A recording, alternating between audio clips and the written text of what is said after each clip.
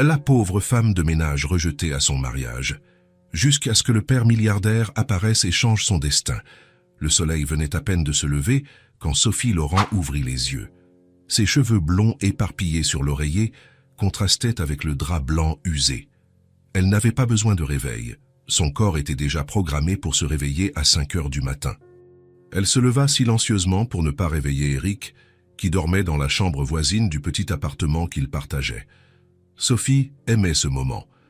Le silence du matin était son seul luxe. Elle enfila rapidement son uniforme gris, attacha ses cheveux en un simple chignon et se regarda dans le miroir fissuré de la salle de bain. Ses yeux bleu clair semblaient être la seule chose vivante sur son visage fatigué. « Juste quelques semaines de plus », se murmura-t-elle. Avant de sortir, elle ouvrit le tiroir de sa commode, écarta quelques vêtements soigneusement pliés et toucha le paquet enveloppé dans du papier de soie. Elle n'avait pas besoin de l'ouvrir pour savoir ce qu'il y avait à l'intérieur. La robe de mariée simple, avec juste quelques détails en dentelle, lui avait coûté 3 mois de économie. Elle sourit. Bientôt, elle aurait une vraie famille. Le bus de 5h30 l'emmena vers les beaux quartiers de la ville. Sophie observait les hôtels particuliers devenir de plus en plus grands à mesure qu'elle approchait de sa destination.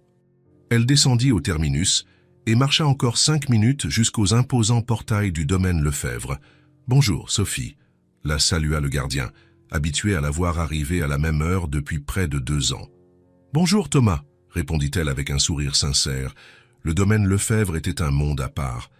Avec ses 3 étages, ses 12 chambres, sa piscine olympique et ses jardins qui semblaient sortis d'un film, C était la demeure de Jacques Lefebvre, l'un des hommes les plus riches du pays. Veuf depuis 6 ans, Jacques était rarement à la maison, toujours occupé par ses affaires et ses entreprises. Sophie entra par l'arrière, comme toujours. La cuisine était déjà éclairée, où Madame Dubois, la gouvernante, préparait le petit déjeuner. « Vous êtes arrivé tôt aujourd'hui », commenta la femme plus âgée, sans lever les yeux des crêpes qu'elle préparait. « Comme tous les jours », répondit Sophie, en plaçant son petit déjeuner dans le réfrigérateur. « Monsieur Lefebvre est rentré hier soir. Il est à la maison aujourd'hui. » Sophie hocha la tête. Cela signifiait qu'elle devrait être encore plus discrète. Elle prit son matériel de nettoyage et commença par l'étage supérieur, comme toujours. Elle nettoyait chaque pièce avec soin, prêtant attention aux détails. Elle connaissait chaque recoin de cette maison mieux que son propre appartement. Quand elle arriva à la chambre de la petite Lily, son cœur se réchauffa. La porte décorée d'étoiles et du nom de la fillette en lettres colorées était entr'ouverte. Sophie jeta un coup d'œil et vit le lit vide. Elle sourit. Elle savait exactement où la trouver. Elle descendit les escaliers et retourna à la cuisine. Elle était là, assise à table, balançant ses petites jambes qui n'atteignaient pas le sol. Lily Lefebvre, avec ses cheveux blonds bouclés et ses yeux bleus rappelant le ciel d'été, mangeait des crêpes nappées de sirop de chocolat. « Sophie !» cria la fillette en la voyant, manquant de renverser son verre de lait. « Tu es arrivée !»« Bonjour, ma princesse !» répondit Sophie, sentant la fatigue du matin s'évanouir instantanément. « Bien dormi ?»« Oui, papa est à la maison aujourd'hui. Il a promis de rester jusqu'à demain soir, » raconta Lily, les yeux brillants d'excitation. « C'est merveilleux, » dit Sophie, réellement heureuse pour la fillette. Elle savait à quel point son père lui manquait. « Je peux t'aider aujourd'hui ?» demanda Lily, comme chaque jour. Madame Dubois secoua la tête en signe de désapprobation. « Ma petite, combien de fois dois-je te dire que ce n'est pas ta place? Ton père n'aimerait pas te voir jouer à la femme de ménage. » Sophie se mordit la lèvre, mais Lily avait déjà une réponse toute prête. « Papa a dit que je peux aider Sophie si je veux. Il a dit que le travail honnête est digne, » déclara la fillette, répétant des mots qu'elle avait certainement entendus de son père. La gouvernante soupira, vaincue. « Ne salis pas ta robe, c'est tout. » Sophie termina de nettoyer la cuisine pendant que Lily finissait son petit déjeuner. Ensuite, elles montèrent ensemble pour continuer le ménage. Pour un observateur extérieur, il serait étrange de voir la fille du propriétaire suivre joyeusement la femme de ménage, mais pour elle, était une routine précieuse. « Sophie, raconte-moi encore cette histoire », demanda Lily alors qu'elle aidait à ranger les livres dans la bibliothèque, en réalité ne faisant que les déplacer. « Quelle histoire, ma princesse ?» mais celle de la princesse qui a tout perdu, mais qui a ensuite trouvé un prince et a vécu heureuse pour toujours. Sophie sourit. C était aussi son histoire préférée, surtout maintenant qu'elle sentait qu'elle était sur le point de vivre sa propre fin heureuse. Il était une fois, commença-t-elle, tout en passant un chiffon sur les meubles en bois sombre, une jeune fille qui avait perdu ses parents très tôt et qui avait dû apprendre à se débrouiller seule dans le monde. Lily écoutait attentivement, même si elle en connaissait déjà chaque détail. Pour elle, Sophie n'était pas seulement la jeune femme qui nettoyait la maison. Elle était son amie, sa confidente, la personne qui avait toujours le temps d'écouter ses histoires, de sécher ses larmes et de célébrer ses petites victoires. « Tu es comme la princesse de l'histoire », dit Lily quand Sophie eut terminé. « Toi aussi, tu vas trouver ton prince et être heureuse pour toujours ?» Le cœur de Sophie s'accéléra. « Je crois que je l'ai déjà trouvé, ma chérie. Je vais bientôt me marier. » Les yeux de Lily écarquillèrent. « Tu vas être une mariée, avec une robe blanche et des fleurs. »« Oui, » rit Sophie, « une robe simple, mais jolie. Tu seras la plus belle mariée du monde. » Ça s'exclama Lily en tournant sur elle-même dans la bibliothèque. « Je pourrais venir te voir en mariée ?» Avant que Sophie ne puisse répondre, une voix grave retentit depuis la porte de la bibliothèque. « Que se passe-t-il ici ?» Jacques Lefebvre se tenait à l'entrée, imposant dans son costume sombre. Grand, avec des cheveux bruns bien coupés et des yeux perçants, il avait une présence qui faisait paraître n'importe quelle pièce plus petite. « Papa !» Lily courut vers lui, et il la prit dans ses bras, avec un sourire qui transforma complètement son visage sérieux. « Sophie va être une mariée. Elle va se marier et porter une robe blanche. » Sophie sentit ses joues rougir. « Monsieur Lefebvre, bonjour. Excusez-moi, j'étais juste en train de raconter des histoires à ma fille pendant que vous travaillez, compléta-t-il avec une expression difficile à déchiffrer. Vous n'avez pas à vous en excuser. Sophie hocha la tête, détournant le regard. En 2 ans de travail dans cette maison, elle avait rarement parlé directement à Jacques. Cesse était un homme occupé, et quand il était à la maison, il passait son temps avec Lily ou enfermé dans son bureau. Sophie m'aide à nettoyer, papa. Elle m'apprend à plier les serviettes en forme de cygne et me raconte les histoires de la princesse courageuse. Lily parlait avec animation dans les bras de son père. Vraiment ? Jacques regarda Sophie avec curiosité. On dirait que vous avez conquis ma fille. Lily est une enfant merveilleuse, répondit Sophie avec sincérité. C'est facile de l'apprécier. Quelque chose dans le regard de Jacques changea. Un bref instant, Sophie eut l'impression qu'il la voyait, vraiment la voyait, pour la première fois. Pas comme la femme de ménage de la maison, mais comme quelqu'un qui se souciait sincèrement de sa fille. « Papa, on peut aller au mariage de Sophie, s'il te plaît ?» demanda Lily, prenant le visage de son père entre ses petites mains pour s'assurer de toute son attention. Jacques parut surpris par la demande. « Eh bien, ça dépend. Quand aura lieu le grand jour, mademoiselle Laurent ?»« Dans 3 semaines, monsieur, » répondit Sophie, surprise qu'il connaisse son nom de famille. « Et vous invitez Lily ?»« J'adorerais qu'elle vienne, si vous le permettez, » répondit Sophie, rassemblant son courage. « Éric et moi aurons une petite cérémonie, mais... »« Éric, c'est le prince ?» l'interrompit Lily. Sophie sourit. « Oui, c'est mon prince. » Ce soir-là, en rentrant dans son petit appartement, Sophie trouva Éric en train de regarder la télévision dans le minuscule salon. Il leva à peine les yeux quand elle entra. « Tu as mis du temps aujourd'hui » commenta-t-il sans réel intérêt. La fille de M. Lefebvre était à la maison. « Nous avons passé plus de temps à discuter » expliqua Sophie, posant son sac sur la table. « Cette petite fille riche ? Tu devrais arrêter de t'attacher à elle. Ce n'est pas ta fille » dit Éric en changeant de chaîne. Sophie soupira. « Je sais, mais elle est spéciale. » Pendant qu'Éric restait absorbé par la télévision, Sophie alla dans sa chambre. Elle s'assit sur le lit et ouvrit à nouveau le tiroir. Elle sortit la robe de mariée et l'étendit sur le couvre-lit. Elle était simple, sans broderies élaborées ni longues traînes, mais pour Sophie, elle était parfaite. Elle caressa le tissu doux et pensa à la façon dont sa vie allait bientôt changer. Elle aurait un mari, sa propre maison, peut-être des enfants. Elle ne serait plus jamais seule. Après des années sans famille, elle construirait enfin la sienne. Plus pour longtemps, se murmura-t-elle en rangeant soigneusement la robe dans le tiroir. très peu de temps avant d'avoir ma vraie famille. Ce que Sophie ne savait pas, c'est que le destin avait des projets bien différents pour elle, et que sa véritable famille pourrait être plus proche qu'elle ne l'imaginait. Les jours au domaine Lefebvre suivaient un rythme prévisible pour Sophie. Le lundi, elle consacrait toute la matinée au grand salon, une pièce immense, avec des fenêtres allant du sol au plafond qui laissaient entrer la lumière du soleil, illuminant les meubles anciens et précieux. Sèche était son travail préféré, surtout quand elle était seule et pouvait admirer les peintures sur les murs tout en époussetant chaque surface avec soin. Ce lundi-là, cependant, Sophia n'était pas seule. Lily s'était réveillée plus tôt que d'habitude et avait insisté pour aider, ce qui signifiait que la petite blonde sautillait dans la pièce, chantonnant et passant occasionnellement un chiffon sur des endroits déjà propres. « Sophie, tu vas porter une couronne quand tu te marieras ?» demanda Lily en grimpant sur un fauteuil pour atteindre une étagère.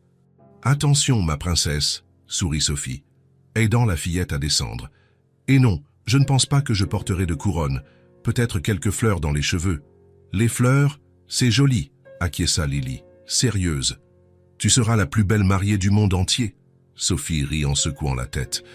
Depuis qu'elle avait mentionné son mariage, Lily ne parlait que de ça. La fillette était fascinée par l'idée de voir Sophie en princesse le jour de son grand jour, comme elle l'appelait. « Quand est-ce que je pourrais voir ta robe ?» demanda Lily, tournant en rond avec le plumeau à la main, là-bas. « C'est le jour du mariage, si tu viens, » répondit Sophie en arrangeant un coussin parfaitement aligné sur le canapé. « Papa a dit que je peux venir ?»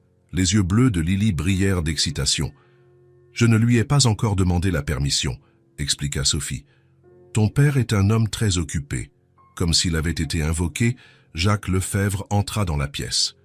Il était plus décontracté que d'habitude, portant seulement un pantalon de costume et une chemise blanche avec les manches retroussées jusqu'au coude. Il paraissait plus jeune ainsi, moins intimidant. « De quoi parlez-vous si joyeusement, vous deux ?» demanda Jacques, souriant à sa fille qui courut l'embrasser. « Sophie va se marier, papa. Elle va mettre des fleurs dans ses cheveux et être la plus belle mariée du monde, » expliqua Lily, tirant son père par la main pour le rapprocher de Sophie. Sophie sentit ses joues s'empourprer. « Excusez-moi, monsieur. » Lily est un peu excitée par le sujet. Jacques regarda Sophie avec curiosité. « Je ne savais pas que vous étiez fiancée, mademoiselle Laurent. Félicitations. »« C'est un merci, monsieur Lefebvre, » répondit Sophie, ne sachant pas vraiment comment réagir. C'était étrange d'avoir une conversation personnelle avec son patron. Le fiancé est un homme chanceux, commenta-t-il, et quelque chose dans son ton fit que Sophie leva les yeux pour le regarder. Un instant, son regard parut contenir quelque chose de plus profond, mais Sophie chassa cette pensée. Les hommes comme Jacques Lefebvre ne regardaient pas les femmes de ménage de cette manière. « Éric est commercial », expliqua Sophie, ne sachant pas pourquoi elle ressentait le besoin de parler de son fiancé. « Nous sommes ensemble depuis presque 1 an. »« Tu n'as qu'un an. Est-ce suffisant pour connaître quelqu'un ?» demanda Jacques, et il sembla immédiatement le regretter. « Pardon, cela ne me regarde pas. »« Ce n'est rien, » sourit Sophie, se surprenant elle-même par le calme qu'elle ressentait. « Je suppose que quand on sait, et je veux vraiment avoir une famille. » Lily, qui observait attentivement la conversation des adultes, tira la main de Sophie. « Je peux être ta famille aussi, Sophie. » Le cœur de Sophie fondit à ces mots. Elle s'accroupit pour être à la hauteur de la fillette. « Tu es déjà comme une famille pour moi, ma princesse. »« Lily, » appela doucement Jacques. « Pourquoi n'irais-tu pas demander un verre de citronnade à Madame Dubois? Il commence à faire chaud ici. » La fillette acquiesça et sortit de la pièce en sautillant, laissant Sophie et Jacques dans un silence momentané. « Elle vous apprécie vraiment beaucoup, » dit Jacques, observant Sophie reprendre son travail, nettoyant la table basse. « J'ai le sentiment est réciproque, » répondit honnêtement Sophie. « Lily est une enfant merveilleuse, si joyeuse et généreuse. »« Elle a beaucoup parlé de votre mariage, » commenta Jacques en se dirigeant vers la fenêtre. « Elle m'a demandé si nous pouvions vous acheter un cadeau spécial. » Sophie arrêta ce qu'elle faisait, surprise. Elle n'a pas besoin de s'inquiéter pour ça. « Cher, mais elle le veut. » Jacques se tourna pour faire face à Sophie. « Quand aura lieu la cérémonie ?»« Dans 2 semaines et demie, un samedi après-midi, » répondit Sophie, rassemblant son courage pour ce qu'elle allait dire ensuite. « En fait, monsieur Lefebvre, J'aimerais vous inviter, vous et Lily, au mariage. » Jacques haussa les sourcils, clairement surpris. « Je sais que ça peut paraître étrange, » continua rapidement Sophie. « Mais Lily en parle tellement, et honnêtement, ce serait très spécial si vous étiez là. » Elle prit une profonde inspiration. C'est une cérémonie simple, dans une petite église du centre-ville. Rien de très élaboré. Jacques l'observa un long moment, comme s'il la voyait pour la première fois. Sophie se sentit vulnérable sous ce regard perçant, mais ne détourna pas les yeux.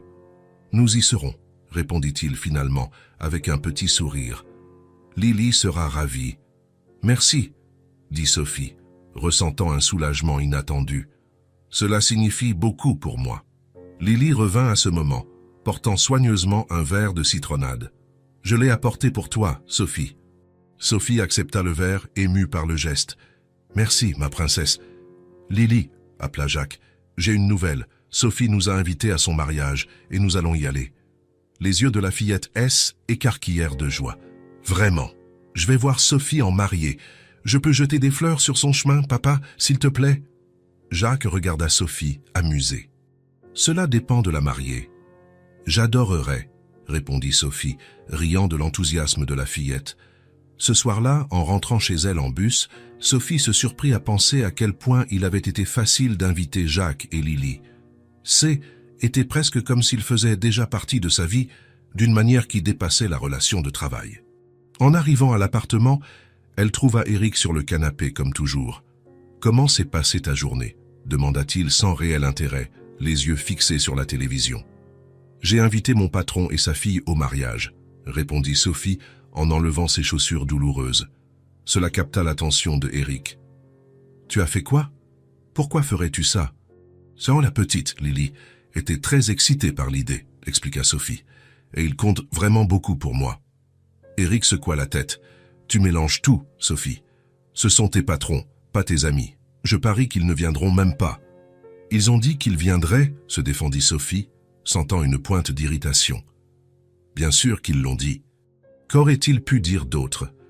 Éric haussa les épaules, reportant son attention sur la télé. « Mais tu verras, les gens riches comme eux ne se mélangent pas avec des gens comme nous. » Sophie ne répondit pas. Au lieu de cela, elle alla dans sa chambre et sortit la robe de mariée du tiroir.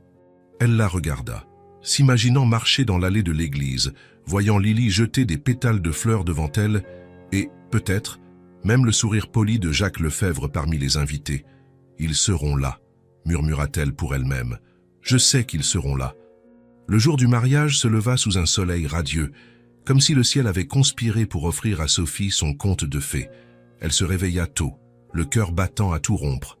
Aujourd'hui serait le début de sa nouvelle vie, une vie avec la famille dont elle avait toujours rêvé. Dans la petite sacristie de l'église, Sophie regardait son reflet dans le miroir pendant qu'une collègue arrangeait ses cheveux. La robe simple, qui avait passé des mois rangée dans son tiroir, lui allait parfaitement. Ses cheveux blonds étaient attachés en un chignon bas, avec quelques mèches lâches encadrant son visage. De petites fleurs blanches ornaient sa coiffure, exactement comme elle l'avait promis à Lily. « Tu es magnifique, » dit son ami, ajustant le court voile. « Éric est un homme chanceux. » Sophie sourit, essayant de retenir ses larmes. « Merci de m'aider, Carole. »« Prête ?» demanda Carole, tenant les mains de Sophie entre les siennes. Sophie prit une profonde inspiration. Plus que jamais. Dehors, la petite église était modestement décorée de fleurs blanches et de rubans. Il n'y avait pas beaucoup d'invités, quelques collègues de Sophie, peu d'amis d'Éric et 2 de ses cousins éloignés. Sophie n'avait pas de famille à inviter. Sur l'un des bancs de devant, Jacques Lefebvre était assis, élégamment vêtu d'un costume sombre, tenant la main de Lily, qui tenait à peine en place. La fillette portait une robe bleu clair et tenait un petit panier de pétales de rose. « Quand est-ce que Sophie arrive, papa ?» demanda Lily pour la 10e fois. « Bientôt, ma chérie », répondit patiemment Jacques en vérifiant sa montre. Il y avait quelque chose dans son regard, un mélange de curiosité et d'appréhension. La musique commença à jouer et tout le monde se tourna vers l'entrée de l'église. Lily se leva immédiatement, prête pour son rôle. « Maintenant, Lily », murmura Jacques, et la fillette commença à descendre l'allée centrale, jetant des pétales de fleurs avec enthousiasme.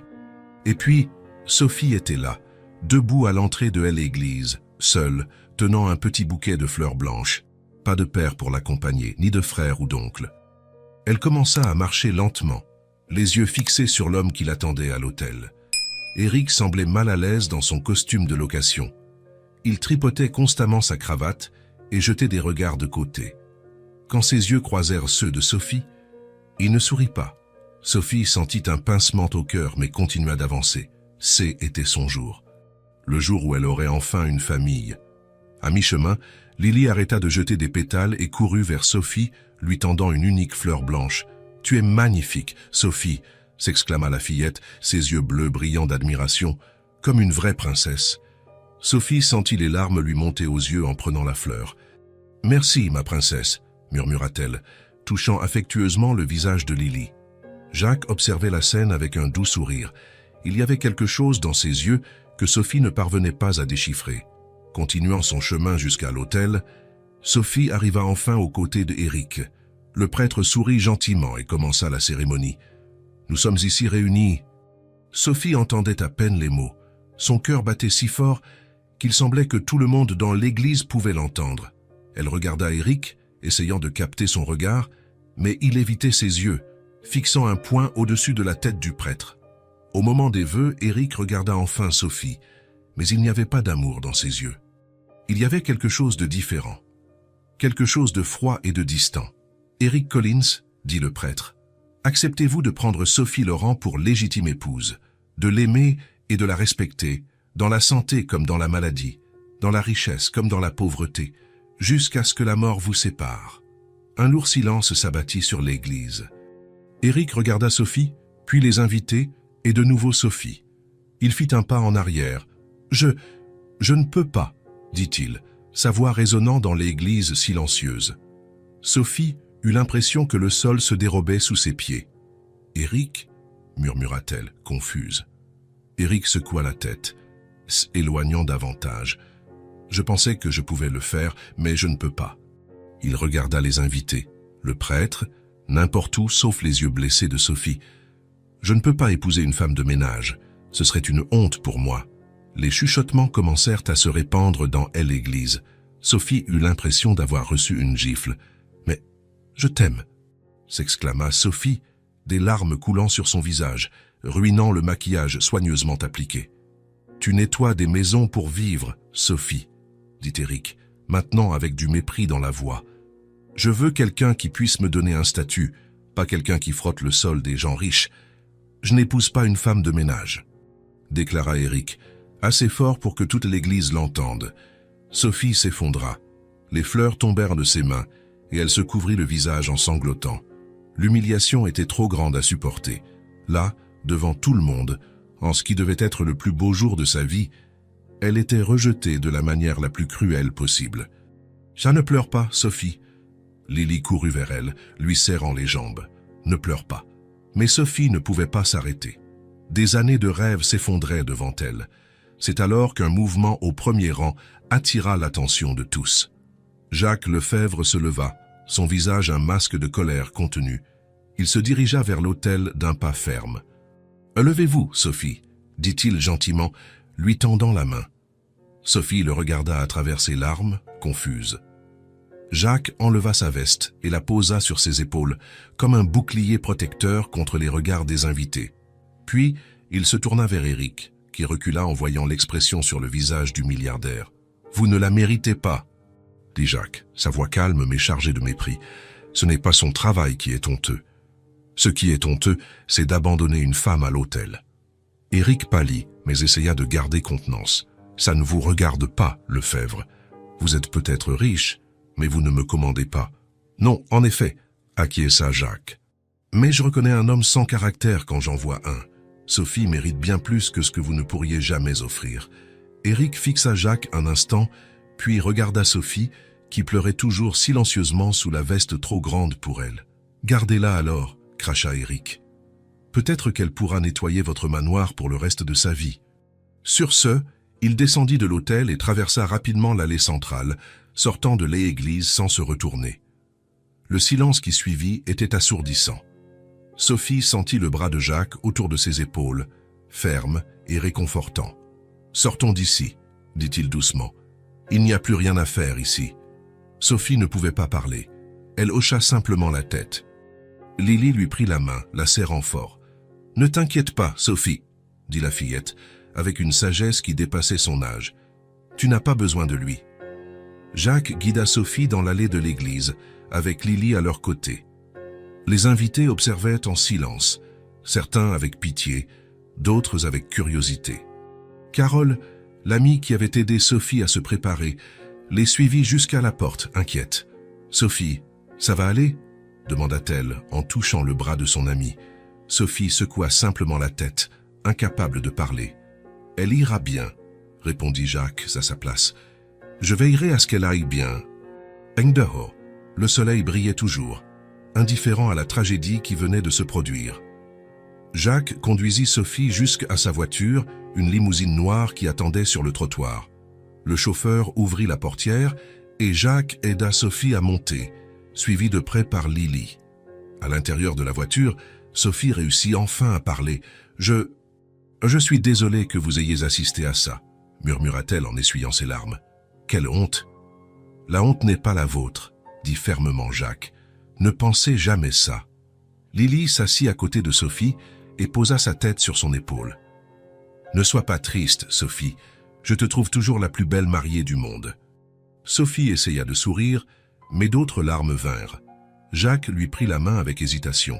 « Ne vous inquiétez de rien pour l'instant, » dit-il. « Nous allons arranger ça. » La voiture se mit en mouvement, laissant derrière elle la petite église et les rêves brisés de Sophie. Elle ne savait pas où elle allait, ni ce qu'elle ferait ensuite. Elle savait seulement que, pour l'instant, elle était en sécurité sous la veste de Jacques Lefebvre, avec la petite Lily qui lui tenait la main, comme si elle n'allait jamais la lâcher. La limousine s'arrêta devant le petit immeuble où Sophie vivait avec Éric. Elle portait toujours sa robe de mariée, maintenant froissée, et la veste de Jacques sur les épaules. Son visage était marqué par les larmes, le maquillage coulant en traînées sombres sur ses joues pâles. « Merci de m'avoir ramené », dit Sophie à voix basse, rendant la veste à Jacques. « Vous en avez déjà tant fait pour moi aujourd'hui. »« Vous êtes sûr que ça ira ?» demanda Jacques, l'inquiétude évidente dans sa voix. « Je peux attendre, si vous voulez. » Sophie secoua la tête. « Ce n'est pas la peine. Je vais juste prendre quelques affaires et réfléchir à ce que je vais faire ensuite. » Elle essaya de sourire, mais ses lèvres tremblèrent. « Peut-être que j'appellerai une amie. »« Sophie, ne pars pas, » demanda Lily, tenant la main de la jeune femme. « S'il te plaît. »« Il faut que j'y aille, ma princesse, » dit Sophie en caressant les cheveux dorés de la fillette. « Mais on se reverra bientôt, promis. » Avec un dernier remerciement, Sophie sortit de la limousine. Elle prit une profonde inspiration, se préparant à affronter Éric. Que lui dirait-elle? Comment le regarderait-elle dans les yeux après l'humiliation qu'elle avait subie? Mais en s'approchant de l'entrée de l'immeuble, Sophie s'arrêta, perplexe. Par terre, à côté de la porte, se trouvaient ses valises et ses cartons, empilés maladroitement. Ses affaires, vêtements, livres, la petite collection de porcelaine héritée de sa grand-mère, tout était là, exposé. « Non », murmura-t-elle en courant vers le tas. Une note était attachée à l'une des valises. « C'est mieux comme ça. Ne reviens pas. Éric. » Sophie sentit ses jambes flageoler. Elle s'assit sur la marche de l'entrée, toujours en robe de mariée, et regarda ses quelques biens jetés sur le trottoir comme des ordures. Il n'avait même pas attendu qu'elle revienne pour la mettre dehors. Il était probablement allé directement de l'église pour vider sa chambre. Les larmes recommencèrent, silencieuses cette fois. Sophie n'avait pas de famille. Ses quelques amis vivaient loin ou dans de minuscules appartements où il n'y aurait pas de place pour elle. Son salaire de femme de ménage suffisait à peine à payer une chambre d'hôtel pour quelques jours. Elle était complètement seule. « Qu'est-ce que je vais faire maintenant ?» murmura-t-elle pour elle-même, serrant ses genoux contre sa poitrine, sa robe de mariée étalée autour d'elle comme une flaque de mousse blanche sur le trottoir gris. Les passants la regardaient avec curiosité, certains avec pitié. Une mariée en larmes, assise par terre à côté de valises, était une scène qui attirait l'attention. Sophie baissa la tête, souhaitant devenir invisible. C'est alors qu'elle entendit le bruit de pas s'approcher. Elle leva les yeux, s'attendant à voir un voisin indiscret. Au lieu de cela, elle vit Jacques Lefebvre debout devant elle, avec Lily à ses côtés. La limousine était garée à quelques mètres. Il m'a mise à la porte, dit Sophie, la voix brisée. Il a jeté mes affaires dehors. Jacques regarda le tas d'affaires, puis le mot encore dans la main de Sophie. Son visage se durcit un instant, mais quand il parla, sa voix était calme. « Je me doutais que cela pourrait arriver, » dit-il. « C'est pourquoi nous avons attendu. Je n'ai nulle part où aller, » avoua Sophie, la réalité de la situation la frappant enfin de plein fouet. Tout ce que j'avais, était cet appartement. Jacques s'accroupit pour être à sa hauteur, ses yeux rencontrant les siens. « Sophie, vous n'avez pas à affronter ça seule, » dit-il fermement. « Venez chez moi jusqu'à ce que vous vous remettiez. Nous avons plusieurs chambres d'amis, et vous connaissez déjà l'endroit. » Sophie le dévisagea, surprise. « Je ne peux pas accepter ça, monsieur Lefebvre, c'est trop. »« Jacques, » la corrigea-t-il doucement, « et ce n'est pas trop. C'est le moins que je puisse faire. »« Ça, mais je ne suis que votre femme de ménage, » protesta faiblement Sophie. « Vous êtes bien plus que ça, » répondit Jacques. « Vous êtes la personne qui a redonné le sourire à ma fille après qu'elle a perdu sa mère. Vous êtes quelqu'un que je respecte et... » Il fit une pause, comme s'il choisissait ses mots. « Et quelqu'un qui mérite d'être traité avec dignité. » Lily s'approcha, prenant la main de Sophie entre les siennes. « S'il te plaît, Sophie, » demanda la fillette, ses yeux bleus suppliants. « Viens vivre avec nous. Ta chambre peut être à côté de la mienne. Je pourrais te prêter mon ours en peluche quand tu seras triste. » Sophie regarda cet adorable enfant, puis Jacques. Elle n'avait pas le choix. Elle était seule, sans argent suffisant et sans endroit où aller. « J'accepte, » dit-elle finalement, la voix à peine un murmure, « mais seulement jusqu'à ce que je trouve un autre endroit. » Jacques hocha la tête, satisfait. « Entendu. » Il se leva et fit un signe au chauffeur qui s'approcha rapidement. « Thomas, s'il vous plaît, aidez avec les valises de mademoiselle Laurent. » En quelques minutes, toutes les affaires de Sophie étaient rangées dans le coffre de la limousine. Jacques l'aida à se relever doucement. « Merci, » dit Sophie, encore gênée. « Je promets de ne pas déranger. » Jacques secoua la tête. « Vous ne dérangez jamais. » Alors qu'il se dirigeait vers la voiture, Lily tint la main de Sophie et sourit. « Maintenant, ça va aller, Sophie, » dit-elle avec la certitude que seule une enfant peut avoir. « On va s'occuper de toi. » Dans la voiture, Sophie regarda par la fenêtre, tandis qu'ils laissaient le petit immeuble derrière eux. Ça était étrange comme, en une seule journée, toute sa vie avait changé. De presque mariée à sans-abri, de rêver d'une famille à quoi? À être l'invité de son patron? Elle regarda Jacques, qui parlait doucement avec Lily sur le siège avant. Il avait été si gentil, si protecteur. Pourquoi? Que signifiait-elle pour lui à part une employée qui nettoyait sa maison? Le domaine apparut devant eux, imposant et magnifique. Les lumières étaient allumées, comme s'il les attendait. Sophie sentit un pincement au cœur. Ce n'était pas sa maison, mais, pour l'instant, Samès était le seul endroit où elle pouvait aller. Quand la voiture s'arrêta, Lily sauta joyeusement et prit la main de Sophie. « Viens, je vais te montrer ta chambre. » Sophie descendit de la limousine, portant toujours sa robe de mariée maintenant sale et froissée, et se laissa guider par la fillette. Jacques suivit, donnant discrètement des instructions au chauffeur concernant les bagages. Madame Dubois attendait à la porte, regardant Sophie avec curiosité. Jacques lui parla brièvement, et la gouvernante acquiesça, son visage s'adoucissant un peu en regardant Sophie. « Je vais préparer la chambre bleue pour mademoiselle Laurent, » dit-elle en entrant rapidement. « La chambre bleue est magnifique !» s'exclama Lily en tirant Sophie par la main. « Elle a une grande fenêtre qui donne sur tout le jardin. » Sophie suivit la fillette, se sentant complètement déplacée. Il y a quelques heures à peine, elle entrait dans une église, croyant commencer une nouvelle vie. Maintenant, elle entrait dans le domaine Lefebvre, non pas comme employée, mais comme une invitée indésirable du destin. « Tout va bien », dit doucement Jacques à ses côtés, comme s'il lisait dans ses pensées. « Vous êtes en sécurité ici ?» Sophie hocha la tête, incapable de parler. Les larmes avaient séché, ne laissant qu'un vide douloureux.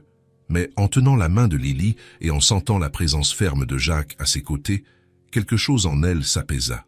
Pour l'instant, du moins, elle n'était pas seule. « Merci », murmura-t-elle finalement, regardant Jacques avec des yeux fatigués mais reconnaissants. « Je ne sais pas ce que j'aurais fait sans vous aujourd'hui. » Jacques sourit, un sourire gentil qui atteignit ses yeux. « Vous êtes plus forte que vous ne le pensez, Sophie. Mais nous avons tous besoin d'aide parfois. » Sophie entra dans le domaine, laissant derrière elle le pire jour de sa vie et marchant avec incertitude vers l'inconnu. L'avenir était un mystère, mais pour la première fois depuis que Eric l'avait humiliée à l'hôtel, elle sentit un petit fil d'espoir. Peut-être, juste peut-être, que tout finirait par s'arranger. La première semaine de Sophie au domaine Lefebvre passa comme un rêve brumeux. La chambre bleue, comme Lily l'avait promis, était magnifique, spacieuse, avec un lit moelleux, des rideaux de soie et une vue splendide sur le jardin.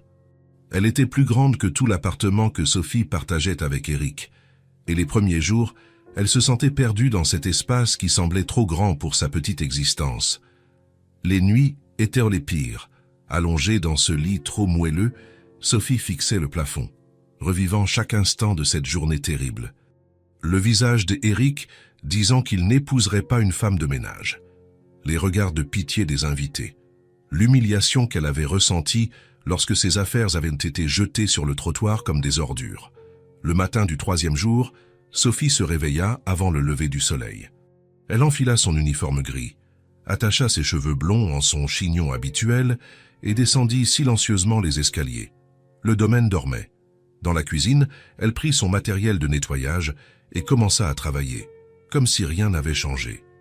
Quand Madame Dubois entra dans la cuisine 2 heures plus tard, elle trouva Sophie en train de frotter le sol de la salle à manger.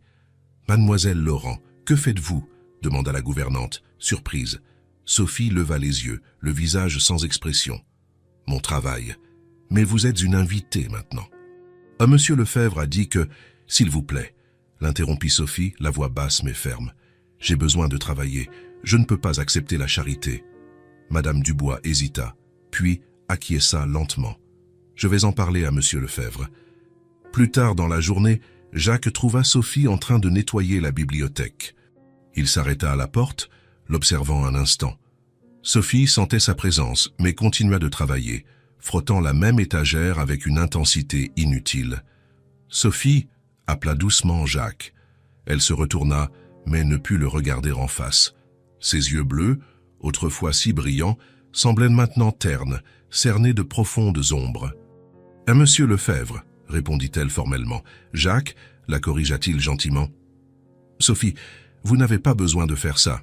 Vous êtes ici en tant que notre invitée. » Sophie le regarda enfin. « Je ne peux pas rester sans rien faire. Je dois travailler pour payer mon séjour. »« Vous ne nous devez rien, » dit Jacques en faisant un pas vers elle. « Ça aussi, je vous dois, » répondit Sophie, serrant le chiffon entre ses doigts. « Votre gentillesse, votre toit, votre nourriture. Je ne peux pas accepter tout ça sans rien donner en retour. » Jacques l'observa un long moment. Il y avait quelque chose dans ses yeux, de l'inquiétude, peut-être de la compréhension. « Si c'est important pour vous, je ne vous en empêcherai pas, » dit-il finalement. « Mais je veux que vous sachiez que ce n'est pas une obligation. Et s'il vous plaît, ne vous surmenez pas. » Sophie hocha la tête, retournant immédiatement au travail. Jacques resta à la porte quelques secondes de plus avant de sortir silencieusement. Les jours se transformèrent en 1 semaine, puis 2. Sophie établit une routine stricte. Elle se levait avant tout le monde, travaillait sans relâche pendant la journée, dînait rapidement à la cuisine, jamais avec Jacques et Lily dans la salle à manger, malgré les invitations, et se retirait tôt dans sa chambre. Elle ne parlait que le strict nécessaire, et le sourire qui illuminait autrefois son visage en voyant Lily avait disparu. Lily, qui au début était excitée à l'idée d'avoir Sophie vivant au domaine, l'observait maintenant avec des yeux inquiets. Plusieurs fois, elle essaya de convaincre Sophie de jouer ou de raconter des histoires comme avant.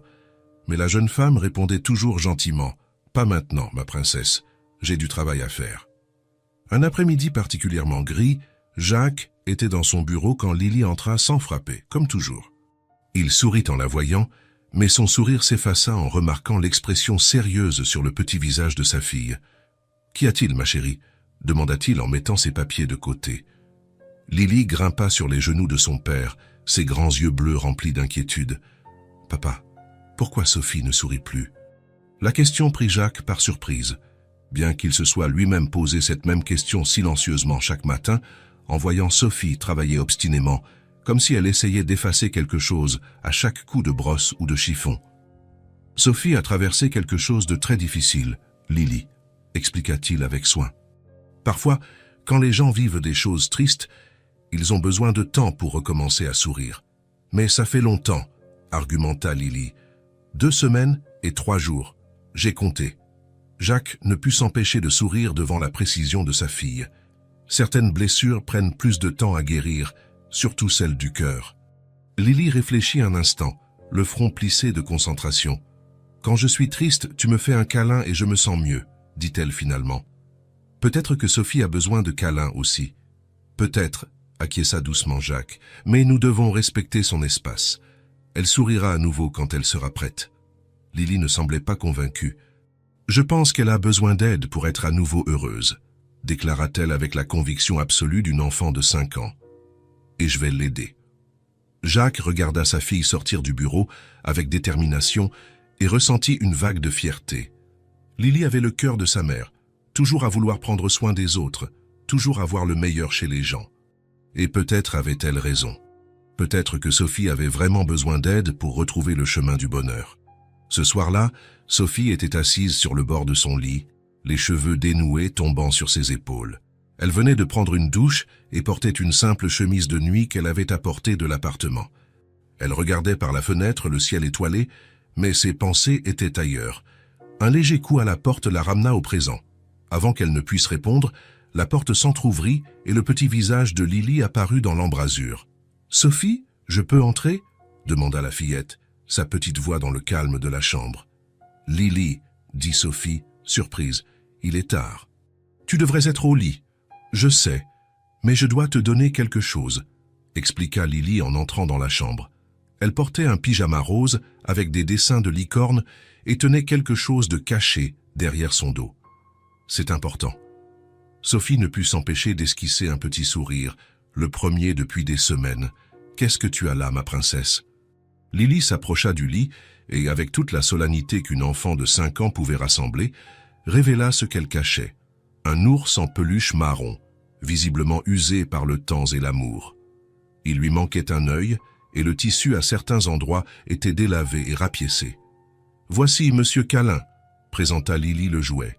« Il est très spécial. » Sophie prit doucement l'ours, touchée par le sérieux de la fillette. « Il a l'air très spécial, en effet. Il m'aide quand je suis triste parce que je n'ai pas de maman, » expliqua Lily en grimpant sur le lit à côté de Sophie. « Quand je pleure la nuit, Monsieur Câlin reste avec moi et chasse les mauvais rêves. Papa a dit que maman me l'a donné quand j'y étais bébé. » Sophie sentit un nœud dans sa gorge. « Lily, c'est ton jouet le plus précieux. Je ne peux pas l'accepter. »« Maintenant, il peut t'aider toi aussi, » insista Lily en poussant l'ours dans les bras de Sophie. « Tu en as plus besoin que moi maintenant. » Il sait comment faire partir la tristesse. Quelque chose se brisa à l'intérieur de Sophie. Peut-être était-ce la gentillesse innocente de l'enfant. Peut-être était-ce la pensée que Lily, qui avait perdu sa mère si jeune, essayait de la réconforter. Ou peut-être était-ce simplement que, après des semaines à retenir ses larmes et ses émotions, son cœur n'en pouvait plus. Sophie serra l'ours contre sa poitrine et se mit à pleurer. Ce n'étaient pas les larmes silencieuses qu'elle avait versées ces dernières semaines, mais de profonds sanglots qui secouaient tout son corps.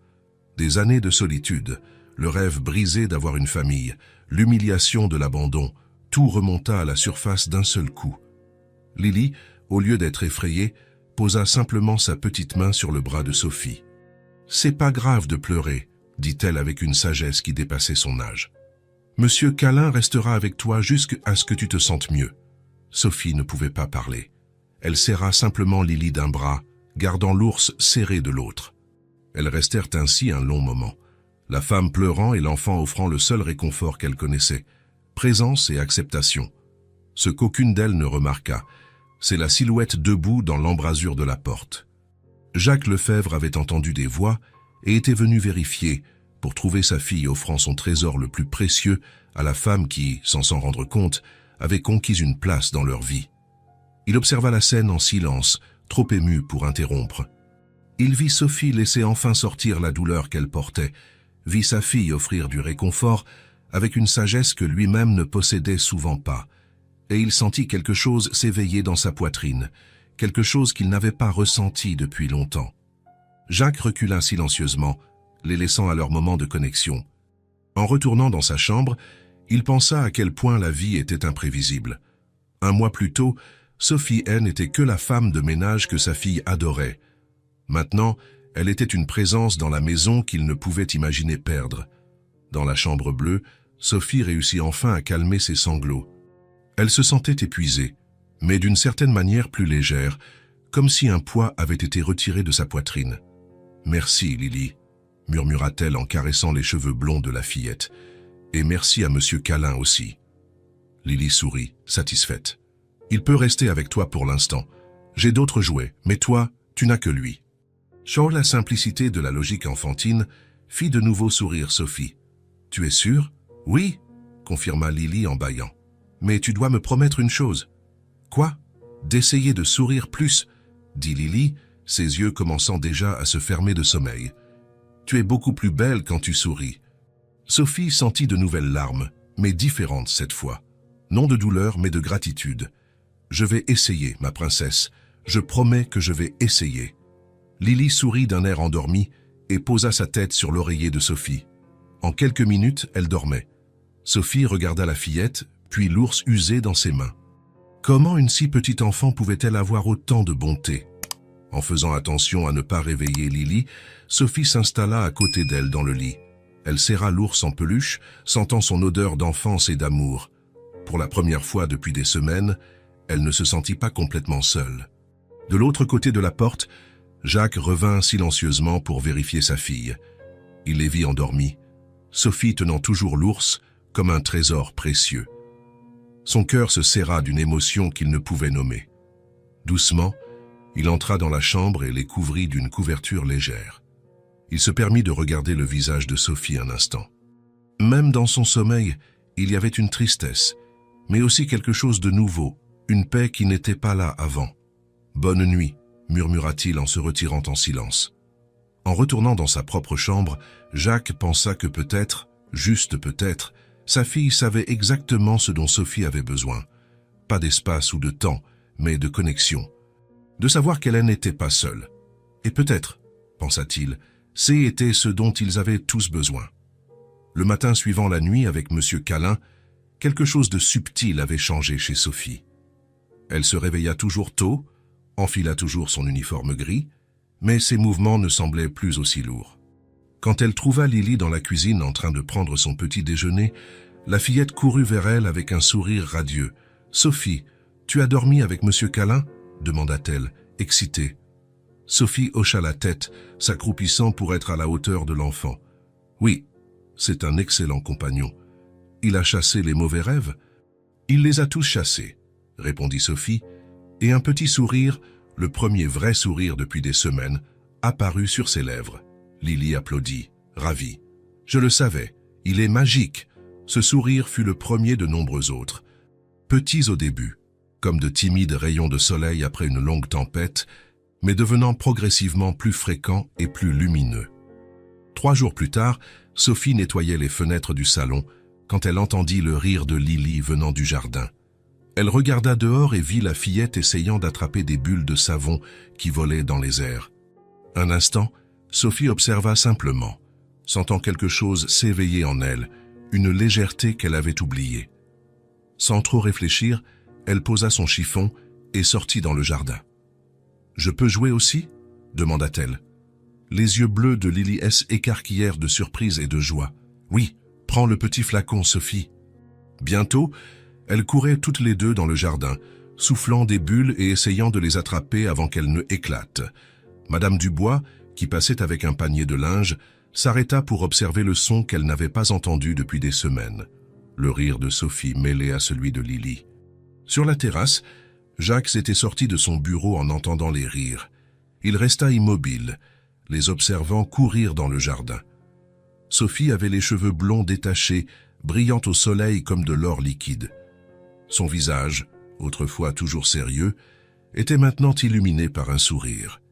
Jacques sentit quelque chose se réchauffer dans sa poitrine en la voyant ainsi libre, ne serait-ce que pour un instant, du poids qu'elle portait. « Elle revient », murmura-t-il pour lui-même, avant de retourner silencieusement à son travail, emportant avec lui l'image de ce sourire. La semaine suivante, lors d'un après-midi pluvieux, Lily trouva Sophie dans la bibliothèque, en train de ranger des livres. « Sophie, je m'ennuie », soupira dramatiquement la fillette en se jetant dans un fauteuil. « Je ne peux pas jouer dehors à cause de la pluie. » Sophie regarda l'enfant un instant, puis plaça le dernier livre sur l'étagère. « Tu sais ce que je faisais les jours de pluie quand j'y étais petite ?»« Quoi ?» demanda Lily, curieuse. « J'inventais des histoires sur des lieux magiques où le soleil brillait toujours. » Les yeux de Lily s'illuminèrent. « Tu peux me raconter une histoire, comme avant ?» Sophie hésita juste une seconde, puis acquiesça. Elle s'assit dans le fauteuil à côté de Lily et réfléchit un instant. « Il était une fois, commença-t-elle, sa voix gagnante en confiance, une petite étoile qui était tombée du ciel. » Lily écouta, enchantée, ses yeux bleus fixés sur Sophie. À l'extérieur de la bibliothèque, Jacques passait dans le couloir quand il entendit la voix de Sophie. Il s'arrêta, écoutant l'histoire de l'étoile tombée qui trouva des amis sur Terre et apprit que même loin de chez elle, elle pouvait briller. Il sourit, s'appuyant légèrement contre le mur. Il y avait quelque chose dans la voix de Sophie quand elle racontait des histoires. Une magie, une douceur qui transformait des mots simples en quelque chose de spécial. Jacques ferma les yeux un instant, écoutant simplement. Quand l'histoire fut terminée, il s'éloigna sans faire de bruit, emportant avec lui un nouveau détail à ajouter au puzzle qu'était Sophie Laurent. Les histoires redevinrent une partie de la routine. Chaque après-midi, Lily cherchait Sophie pour l'heure de l'histoire, et Sophie avait toujours une nouvelle aventure à partager. Parfois, elle parlait de princesses courageuses, d'autres fois d'animaux magiques ou d'enfants qui trouvaient des portes vers d'autres mondes. Un dimanche matin, alors que Jacques descendait pour le petit déjeuner, il trouva la cuisine envahie par les rires et l'odeur délicieuse des crêpes. Il s'arrêta à la porte, surpris par la scène. Sophie et Lily étaient côte à côte au comptoir, entièrement couvertes de farine. Sophie montrait à la fillette comment faire sauter la crêpe dans la poêle. « Tiens bon et... »« Maintenant !»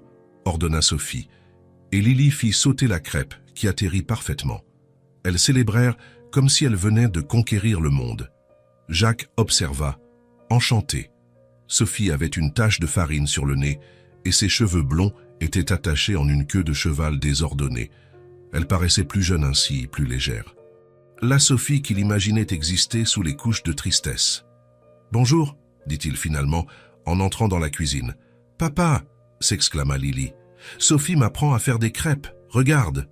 Fièrement, elle montra une pile irrégulière sur la table. « Je vois ça » sourit Jacques. « Elles ont l'air délicieuses. » « Ta Sophie a dit que était la recette de sa grand-mère » raconta Lily, tout en essayant d'essuyer la farine de ses mains sur son tablier trop petit. Jacques regarda Sophie, qui semblait légèrement embarrassée. « Je ne voulais pas mettre le désordre dans votre cuisine » dit-elle. Lily a demandé à apprendre et « notre cuisine » la corrigea gentiment Jacques. Et il n'y a pas de problème avec un peu de désordre, surtout si le résultat est aussi bon que l'odeur le suggère. Sophie sourit, et Jacques réalisa que était le genre de sourire qui atteignait les yeux, quelque chose qu'il n'avait pas vu depuis avant ce désastreux jour de mariage. « Viens, papa, assieds-toi avec nous » appela Lily, mettant déjà des crêpes dans une assiette pour lui. Ils s'assirent tous les trois à la table de la cuisine, chose qui ne serait jamais arrivée des semaines auparavant. Pendant qu'ils mangeaient, Lily domina la conversation, parlant sans arrêt des histoires que Sophie racontait et des plans qu'elle avait pour la journée. Jacques, entre deux bouchées, observait Sophie. Il y avait en elle une force qu'il admirait profondément, la capacité, même après avoir été si profondément blessée, de pouvoir encore sourire, jouer et donner tant d'elle-même à sa fille. Il y avait une dignité silencieuse dans la façon dont elle affrontait chaque jour, dans la façon dont elle recollait lentement les morceaux de sa vie. Quand leurs regards se croisèrent au-dessus de la table, Jacques sentit quelque chose s'agiter dans sa poitrine. Il détourna rapidement les yeux, ne voulant pas qu'elle perçoive les sentiments qui commençaient à grandir en lui. Ça n'était pas le moment. Peut-être que ça ne le serait jamais. Mais ce matin ensoleillé, avec l'odeur des crêpes dans l'air et le son du rire de Lily remplissant la cuisine, Jacques s'autorisa un petit moment d'espoir. Peut-être, juste peut-être, que ces petits recommencements pourraient mener à quelque chose de plus grand, pour eux tous. Les semaines d'été avaient transformé le jardin du domaine Lefebvre en un paradis de couleurs et de parfums. Des roses rouges et blanches épanouissaient en profusion, la lavande parfumait l'air, et les buissons d'hortensia arboraient leurs fleurs bleues comme de petits nuages colorés au milieu du vert. Pour Sophie, qui avait passé sa vie dans de petits appartements sans même un pot de fleurs à la fenêtre, ce jardin était presque magique, surtout les nuits de ciel clair, lorsque les étoiles semblaient si proches qu'on aurait presque pu les toucher. La vie au domaine était tombée dans une routine confortable. Sophie continuait d'insister pour travailler comme femme de ménage, mais maintenant elle dînait à table avec Jacques et Lily, participait à des sorties le week-end et passait des heures à apprendre à la fillette à faire des biscuits ou à raconter des histoires. Le changement en elle était visible. Ses yeux bleus, autrefois toujours baissés, brillaient maintenant. Son sourire, autrefois rare, était devenu fréquent. Même sa façon de marcher semblait plus légère, comme si un poids avait été retiré de ses épaules. Jacques observait ces transformations avec un mélange de joie et d'une autre émotion plus profonde qui grandissait chaque jour. Pendant les repas, il se surprenait à observer la façon dont Sophie riait des blagues de Lily, ou comment elle coinçait une mèche de cheveux blonds derrière son oreille quand elle était concentrée. Le soir, dans son bureau, il laissait souvent les documents de côté et pensait à elle, à l'étage, peut-être en train de lire un livre ou de coucher Lily. Ce vendredi-là, la journée avait été particulièrement agréable. Après le dîner, ils avaient tous les trois joué à un jeu de société dans le salon, Lily gagnant facilement grâce aux aides discrètes que Sophie et Jacques lui donnaient. Quand ils eurent enfin mis la fillette au lit, elle s'endormit rapidement, épuisée d'avoir tant ri. Sophie descendit silencieusement les escaliers, prévoyant peut-être de lire un peu avant de dormir. Le domaine était calme à cette heure. Madame Dubois-S était déjà retirée dans sa chambre dans l'aile du personnel, et le reste de l'équipe était parti. En passant devant la porte qui menait au jardin, Sophie fut attirée par la vue du ciel étoilé. Sans trop réfléchir, elle sortit dans la douce nuit d'été. Elle marcha pieds nus sur l'herbe douce, sentant la rosée entre ses orteils. Elle portait une simple robe bleu clair qu'elle avait récemment achetée lors d'une rare sortie au centre commercial avec Lily, son premier petit luxe depuis le désastre du mariage. Elle était simple, mais jolie, et faisait paraître ses yeux encore plus bleus. Le jardin, la nuit, avait une qualité presque magique. Les lumières stratégiquement placées entre les buissons créaient un jeu d'ombre et de clarté qui transformait le familier en quelque chose de nouveau et d'enchanteur. Et Sophie se dirigea vers son endroit préféré. Un banc de pierre près du petit étang ornemental où des carpes colorées nageaient paresseusement sous des feuilles de nénuphar. Elle s'assit, respirant profondément l'air parfumé. Les étoiles se reflétaient sur l'eau sombre de l'étang, créant l'illusion d'un univers dupliqué. Sophie se demanda, pas pour la première fois, comment sa vie avait changé si radicalement en quelques mois seulement. De l'attente anxieuse d'un mariage, en passant par l'humiliation absolue, jusqu'à cette paix inattendue au domaine Lefebvre. Si quelqu'un lui avait raconté cette histoire, elle ne l'aurait jamais cru. C'est une nuit parfaite, n'est-ce pas? La voix douce la surprit. En se retournant, elle vit Jacques debout à quelques mètres, une silhouette se découpant contre la lumière venant de la maison. Il portait un pantalon sombre et une chemise blanche aux manches retroussées, une tenue décontractée qu'il arborait rarement pendant la journée. « Désolé si je vous ai fait peur », dit-il en s'approchant. « Je vous ai vu de la fenêtre de mon bureau et, il m'a semblé dommage de rester enfermé là-dedans par une nuit comme celle-ci. » Sophie sourit. « Je pensais la même chose. C'est pour ça que je suis venu ici. »« Je peux me joindre à vous ?» demanda Jacques en indiquant le banc. « Bien sûr », répondit Sophie en se décalant un peu. Jacques s'assit, gardant une distance respectueuse. Pendant quelques minutes, ils observèrent simplement le ciel, à l'aise dans ce silence partagé. Une douce brise agita les cheveux de Sophie, apportant avec elle l'odeur des roses. « Lily s'est enfin endormie ?» demanda finalement Jacques. « Arrête, oui, après 3 histoires complètes et 2 berceuses, » répondit Sophie avec un sourire affectueux. « Elle est tenace quand elle ne veut pas que la journée se termine. »« Comme sa mère, » commenta Jacques, une note de nostalgie dans la voix. Il mentionnait rarement sa défunte épouse. Puis, se tournant vers Sophie, il ajouta « Et comme vous ». Sophie sentit son visage échauffé. « Je ne sais pas si je suis si tenace que ça. »« Non », Jacques haussa un sourcil. « Une femme qui a traversé ce que vous avez traversé et qui parvient encore à sourire, à jouer avec un enfant et à remplir une maison de chaleur. J'appellerais ça une persistance extraordinaire. » Il fit une pause, regardant les temps. Ou peut-être que courage est le mot juste. La rougeur de Sophie s'intensifia. Elle n'était pas habituée aux compliments, surtout venant de quelqu'un comme Jacques Lefebvre. Avec Éric, les compliments étaient rares et généralement superficiels, sur son apparence ou sur un dîner bien préparé, jamais sur son caractère. « Merci », murmura-t-elle en regardant ses propres mains. « Mais je n'ai rien fait seule. Vous et Lily, vous m'avez sauvée. » Elle déglutit, sentant l'émotion monter. « Je ne sais pas où je serais maintenant sans vous. »« Je suis sûr que vous auriez trouvé votre chemin, » dit gentiment Jacques. « Vous êtes plus forte que vous ne le pensez. » Sophie ne répondit pas. Comment aurait-elle pu expliquer qu'avant eux, sa vie semblait si vide, que Éric avait été sa dernière tentative désespérée de construire quelque chose qui ressemblait à une famille? Jacques resta silencieux un long moment, comme s'il rassemblait son courage pour quelque chose. Quand il reprit la parole, sa voix était plus basse, plus intense. « Sophie, il y a quelque chose que je dois vous dire. » Elle le regarda, remarquant le sérieux sur son visage habituellement composé. La douce lumière du jardin adoucissait ses traits, mais ne cachait pas l'intensité de son regard. « Qu'y a-t-il? Il s'est passé quelque chose ?» demanda-t-elle, soudainement inquiète. Jacques prit une profonde inspiration, comme quelqu'un sur le point de plonger dans des eaux profondes et inconnues. « Ce n'est pas facile pour moi d'exprimer cela. J'ai passé tellement de temps concentré uniquement sur Lily et la gestion de mes affaires que j'ai oublié comment parler de sentiments. » Il eut un sourire gêné. Ou peut-être que je n'ai jamais été très doué pour ça, même avant. Le cœur de Sophie s'accéléra inexplicablement, mais elle resta silencieuse, attendant qu'il continue. « Sophie, » poursuivit Jacques, se tournant complètement pour lui faire face, « je vous ai toujours vue comme une femme forte. Dès le premier jour, j'ai su qu'il y avait quelque chose de spécial en vous.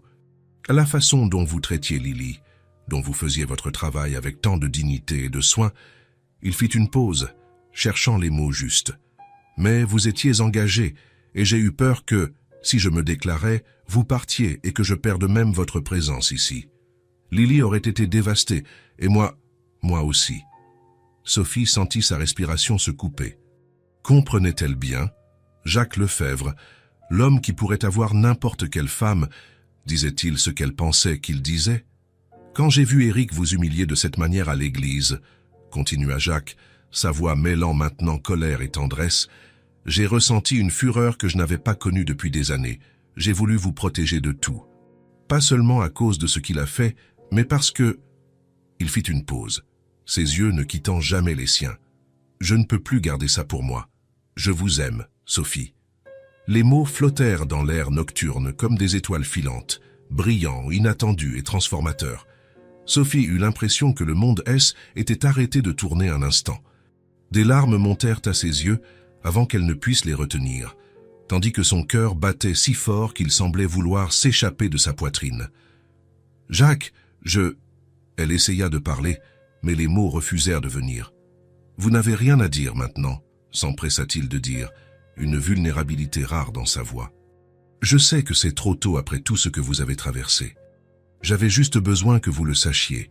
Je n'attends pas que vous ressentiez la même chose, et je comprends tout à fait si vous avez besoin de temps, ou si vous ne... » « Non, » réussit finalement à dire Sophie, les larmes coulant maintenant librement sur son visage. « Ce n'est pas ça, c'est que... » Elle prit une profonde inspiration, rassemblant son courage.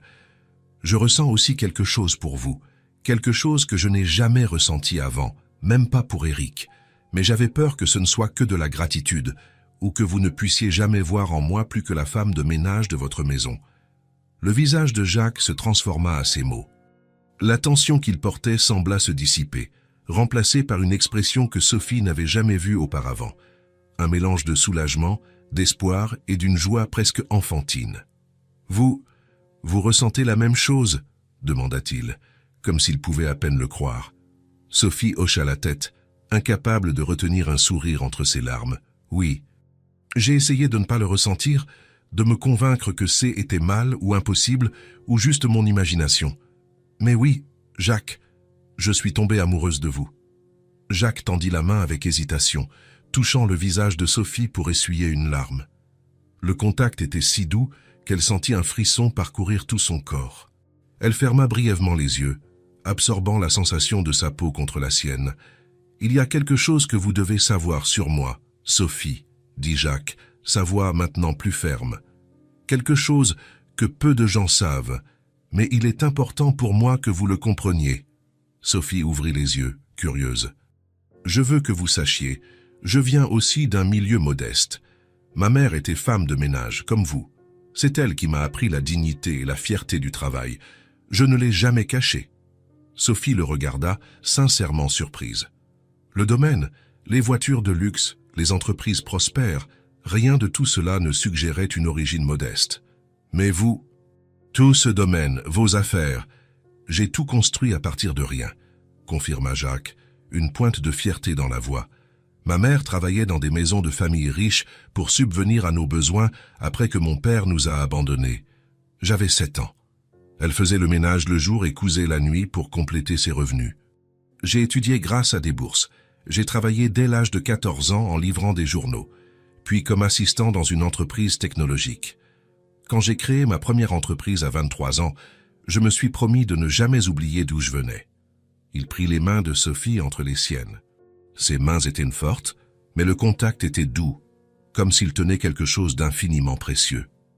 Quand j'ai entendu Eric parler de cette manière de votre travail, comme si c'était quelque chose de honteux, la voix de Jacques se durcit momentanément. Cela m'a mis en fureur non seulement pour vous, mais pour ma mère, pour toutes les femmes comme elle qui ont travaillé dur pour donner une vie meilleure à leurs enfants. Elle est décédée 2 ans avant que je fasse mon premier million. Je n'ai jamais pu lui donner la vie qu'elle méritait. Les larmes de Sophie étaient maintenant des larmes de émotion et de compréhension. Soudain, beaucoup de choses prenaient sens. La façon dont Jacques avait toujours traité tous les employés avec respect, comment il avait appris à Lily à valoriser le travail de chacun dans la maison, comment il n'avait jamais montré de mépris pour Sophie parce qu'elle n'était qu'une femme de ménage. « Je ne savais pas », murmura Sophie, serrant légèrement ses mains. « Je n'aurais jamais imaginé. Peu de gens le savent, » admit Jacques, un petit sourire aux lèvres. « Ce n'est pas quelque chose que je mentionne dans les cercles d'affaires, non par honte, au contraire, je suis très fier de ma mère, mais parce que ce sont des souvenirs trop précieux pour être partagés avec n'importe qui. » Il la regarda profondément dans les yeux. « Mais je veux les partager avec vous, Sophie. Je veux tout partager avec vous. » Sophie se sentait étourdie par tout ce qui se passait. Elle avait tant rêvé d'avoir une famille, d'appartenir à un endroit, et maintenant, au moment où elle s'y attendait le moins, alors qu'elle avait cessé de croire aux contes de fées, « Jacques, je ne sais pas quoi dire, » avoua-t-elle, se sentant à la fois vulnérable et plus forte qu'elle ne l'avait jamais été. « Dites simplement ce que vous ressentez, » répondit-il simplement, ses yeux ne quittant jamais les siens. « Je ne veux rien d'autre que la vérité, Sophie, quelle qu'elle soit. » Sophie prit une profonde inspiration, rassemblant son courage. Après Eric, après l'humiliation, elle s'était promis de ne plus jamais s'exposer ainsi. Mais Jacques n'était pas Eric. Chaque fibre de son être le savait. « Je suis tombée amoureuse de vous », dit-elle finalement, les mots sortant avec une certitude qui la surprit. « Même quand je ne le devais pas, même quand je pensais que C était mal ou impossible, je suis tombée amoureuse de l'homme que j'ai vu s'occuper de sa fille avec tant d'amour, de l'homme qui m'a aidé quand personne d'autre ne l'a fait, de l'homme qui ne m'a jamais traité comme inférieur, même quand je nettoyais ses sols. » Elle fit une pause déglutissant. « Je vous aime, Jacques. Et ça me fait peur parce que je n'ai jamais rien ressenti d'aussi fort auparavant. » Ce fut au tour de Jacques de paraître ému. De tout le temps que Sophie l'avait connu, elle ne l'avait jamais vu ainsi, vulnérable, les yeux brillants d'une émotion contenue. Il porta la main de Sophie à ses lèvres et l'embrassa doucement, un geste si révérencieux qu'il fit sursauter son cœur.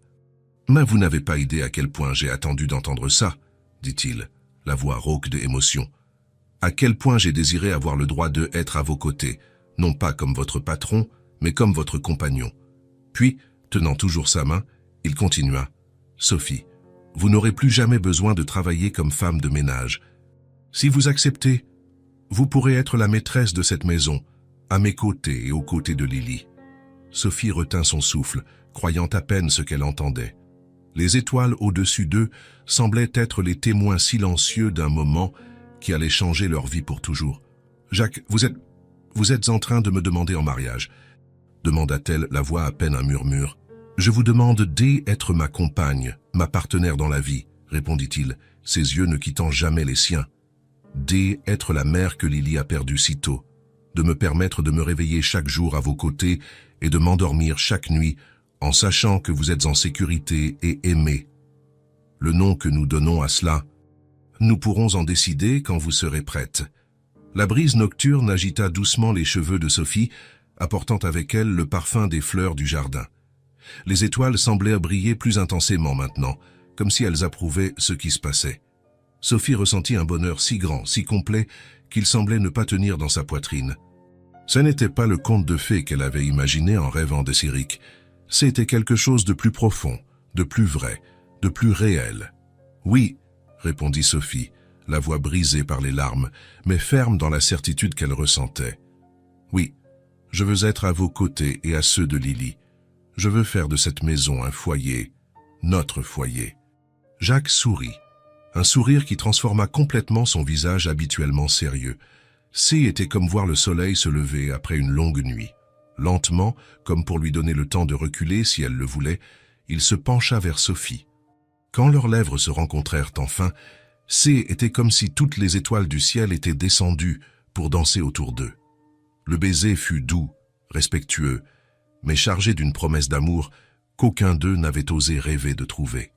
Sophie se sentit flotter, ancrée seulement par les mains de Jacques sur son visage, la traitant comme si elle était faite du plus délicat cristal. Quand ils se séparèrent, elle pleurait à nouveau, mais ces étaient des larmes d'un bonheur qu'elle n'avait jamais connu. « Je t'aime », murmura-t-elle contre ses lèvres. Jacques la serra plus fort, l'enlaçant comme s'il ne voulait plus jamais la laisser partir. Sophie reposa sa tête sur son épaule, sentant son cœur battre fort contre le sien. « Et je t'aime, Sophie Laurent », murmura-t-il contre ses cheveux.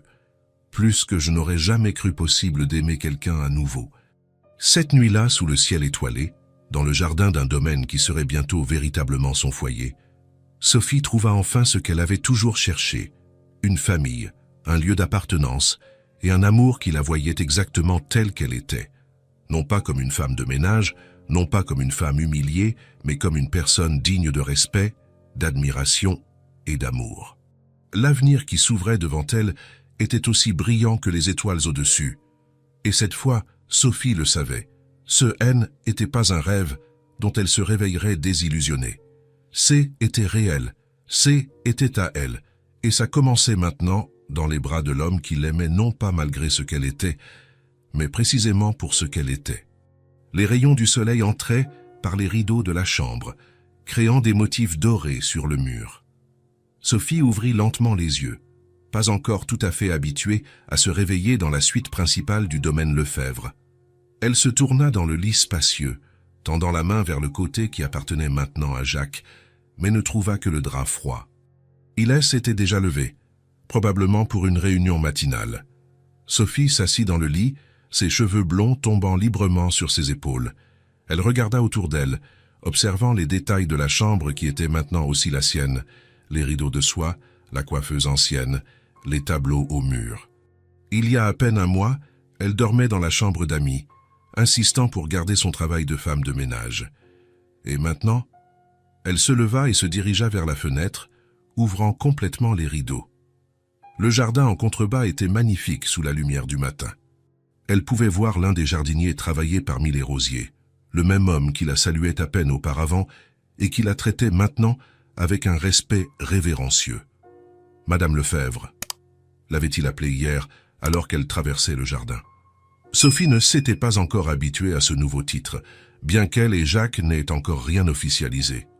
Pour le monde extérieur, cependant, elle était déjà Madame Lefebvre, la compagne du milliardaire, la nouvelle maîtresse du domaine.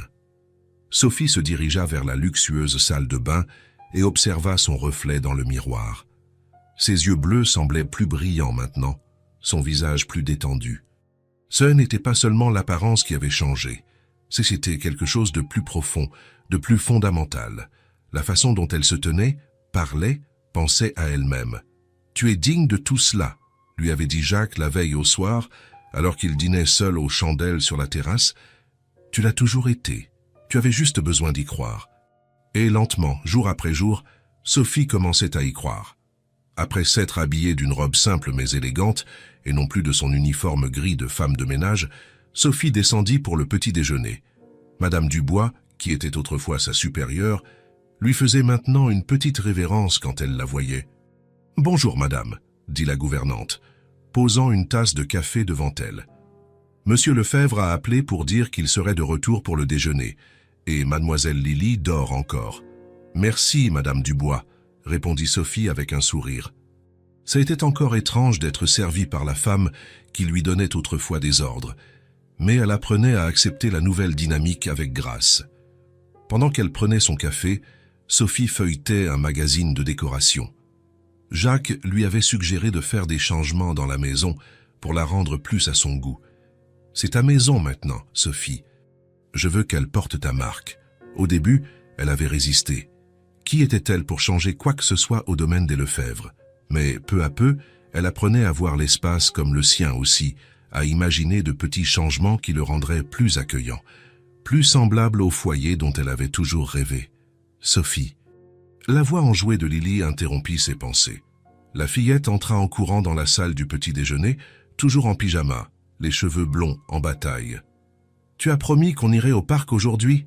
Sophie sourit, ouvrant les bras pour recevoir l'étreinte enthousiaste de l'enfant.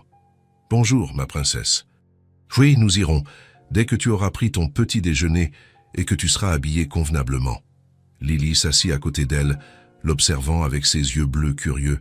« Tu es différente aujourd'hui, » déclara la fillette, avec l'honnêteté caractéristique des enfants. « Différente comment ?» demanda Sophie, servant un verre de jus à Lily. La fillette pencha la tête, pensive. « Je ne sais pas expliquer. Tu as l'air plus grande. » Sophie rit. « Je n'ai pas grandi pendant la nuit, Lily. »« Ce n'est pas ça, » insista Lily. « C'est comme si... » Elle fronça les sourcils, cherchant les mots justes. « Comme si tu brillais plus. » Il y avait une sagesse surprenante dans ces mots d'enfant. Sophie sentait vraiment que quelque chose en elle brillait plus fort, une confiance nouvellement découverte, un sentiment d'appartenance qu'elle n'avait jamais connu auparavant. Après le petit déjeuner, Sophie aida Lily à s'habiller pour la promenade. En peignant les cheveux dorés de la fillette, elle pensa à l'évolution de sa relation avec elle. Au début, elle n'était que la femme de ménage qui racontait des histoires. Puis, elle était devenue une amie, une confidente. Et maintenant, elle devenait quelque chose de plus, une figure maternelle que Lily désirait clairement. « Sophie !» appela Lily, la regardant dans le miroir pendant qu'elle lui tressait les cheveux. « Je peux te demander quelque chose. »« Ah, bien sûr, ma chérie. Maintenant que papa et toi êtes... » Tu sais, la fillette fit un geste vague avec ses mains. « Tu vas rester pour toujours avec nous ?» Sophie sentit un nœud dans sa gorge. « Oui, Lily. Si ton père et toi le voulez, je resterai pour toujours. » Le visage de la fillette s'illumina. « Je veux. Papa veut aussi. Il me l'a dit. Il a dit que tu le fais sourire à nouveau, comme avant que maman aille au ciel. » Sophie termina la tresse et fit pivoter Lily pour lui faire face. « Vous deux aussi, vous me faites sourire. Plus que je n'aurais jamais cru possible. » Lily posa ses petites mains sur le visage de Sophie, elle étudiant intensément. « Maintenant tu souris pour de vrai, Sophie, » dit-elle avec sérieux. « Avant, tu souriais seulement avec la bouche. Maintenant, tu souris aussi avec les yeux. » Les mots simples de l'enfant touchèrent profondément Sophie. C'était vrai. Pendant si longtemps, ses sourires avaient été mécaniques, un masque pour cacher la solitude et le vide qu'elle ressentait. Maintenant, son sourire venait de l'intérieur, authentique et plein. La matinée au parc fut parfaite. Sophie et Lily se promenèrent, main dans la main, nourrirent des canards sur le lac, mangèrent une glace, même s'il était trop tôt pour les sucreries. Personne ne les regardait à deux fois, juste une mère et sa fille profitant d'une belle journée d'été. Sophie réalisa que était ainsi qu'elle se sentait, comme si Lily était vraiment sa fille, comme si cela avait toujours été ainsi. Quand elles rentrèrent à la maison, elles trouvèrent Jacques qui attendait à l'entrée, un sourire chaleureux sur le visage en les voyant. Mes deux filles préférées, dit-il en ouvrant les bras pour accueillir Lily, qui courut vers lui. Comment s'est passée la promenade? Super, s'exclama Lily. Sophie m'a laissé prendre une glace au café et au chocolat. Jacques haussa un sourcil vers Sophie, qui haussa les épaules avec un sourire complice. Était une journée spéciale, expliqua-t-elle. Tous les jours sont spéciaux maintenant, répondit Jacques en lui tendant la main.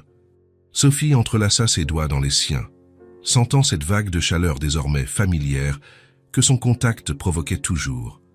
Ce « N » était pas seulement du désir, c'est « et » était de la sécurité, de l'appartenance, le sentiment d'être enfin chez soi. Les jours suivants apportèrent d'autres changements. Madame Dubois réunit tout le personnel de la maison pour une annonce formelle. Sophie N était plus une employée, mais la compagne de Monsieur Lefebvre et devait être traitée avec le même respect. L'inconfort initial laissa bientôt place à une nouvelle dynamique, où Sophie commença à assumer le rôle de maîtresse de maison avec une grâce naturelle qui surprit tout le monde, y compris elle-même. Elle aimait toujours nettoyer. Il y avait quelque chose de réconfortant dans la familiarité de la tâche. Mais maintenant, elle le faisait par choix, uniquement dans les espaces qu'elle considérait comme particulièrement siens. Le reste, elle le laissait à l'équipe, apprenant à déléguer avec gentillesse et clarté. Les repas devinrent des moments spéciaux pour eux trois. Jacques tenait à être présent pour le dîner, peu importe à quel point il était occupé. Il s'asseyait à table, non pas dans la salle à manger formelle, mais dans la cuisine accueillante, où il pouvait parler et rire librement. Sophie cuisinait parfois, des plats simples qu'elle avait appris de sa grand-mère. D'autres fois, il commandait à manger ou laissait le chef préparer quelque chose. Un de ces soirs, alors qu'il savourait des spaghettis à la bolognaise faits par Sophie, Jacques la surprit avec une petite boîte en velours bleu. « Ce n'est pas une bague de fiançailles », expliqua-t-il en voyant son expression surprise. « Du moins, pas encore. Je sais que tu as besoin de temps après. Eh bien, après tout. Mais je voulais que tu aies quelque chose qui symbolise mon engagement envers toi. » À l'intérieur de la boîte se trouvait un délicat collier en or blanc, avec un pendentif en forme d'étoile, serti de petits diamants. « Pour te souvenir de cette nuit dans le jardin, » dit doucement Jacques, sous les étoiles. Sophie resta sans voix, touchée par le geste et sa signification. Jacques lui mit le collier autour du cou, ses doigts effleurant légèrement sa peau, lui envoyant des frissons le long de la colonne vertébrale. « C'est magnifique sur toi, » murmura-t-il. « C'est parfait, » réussit à dire finalement Sophie en touchant le pendentif. « Merci. » Lily observait la scène avec des yeux brillants. « Vous allez vous marier comme dans un conte de fées ?» Jacques et Sophie échangèrent un regard. « Un jour, » répondit Jacques, « quand le moment sera venu. »« Et je pourrai jeter des fleurs à nouveau ?» demanda Lily avec espoir. « Bien sûr que oui, ma princesse, » sourit Sophie. « Tu seras la plus belle demoiselle d'honneur du monde. » Les semaines passèrent rapidement, chaque jour apportant de nouveaux ajustements et découvertes. Sophie trouva un but au-delà de la maison. Elle commença à s'impliquer dans l'une des fondations caritatives de Jacques, qui aidait les mères célibataires à trouver un emploi et un logement. Ses expériences personnelles la rendaient particulièrement empathique envers ces femmes, et elle découvrit qu'elle avait un talent naturel pour les réconforter et les guider. « Tu es incroyable avec elles », commenta Jacques après l'avoir observée lors d'une des réunions. « Elles te font confiance instantanément. »« C'est parce que je sais ce que c'est », expliqua Sophie. « Je sais ce que c'est de se sentir seule, sans option. » Jacques lui serra la main. « Et c'est pourquoi tu peux les aider comme personne d'autre. Tu as parcouru ce chemin et trouvé la sortie. » La confiance de Sophie grandissait de jour en jour. Elle commença à s'habiller différemment, non pas avec des vêtements extravagants ou chers, mais avec des pièces qui reflétaient qui elle était vraiment. Sa démarche devint plus assurée, sa voix plus ferme. Quand elle parlait, les gens écoutaient.